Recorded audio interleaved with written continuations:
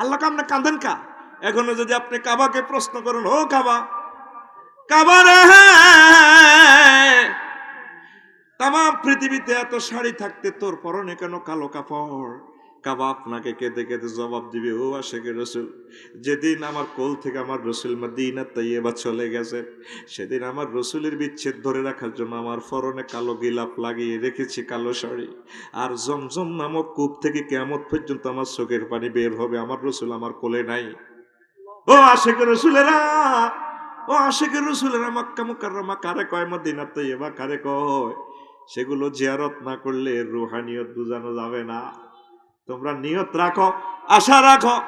এই মদিনা তাইয়্যিবা যে কথাটা বললাম হুজুরের জন্য, হুজুরের জন্মের 360 বছর আগে হুজুরের জন্য দোতলা বাড়ি রেখেছে ইয়েমেনের তুব্বা রাজা। কে রে? ইয়েমেনের তুব্বা রাজা। তখন এটার নাম ছিল ইয়াস।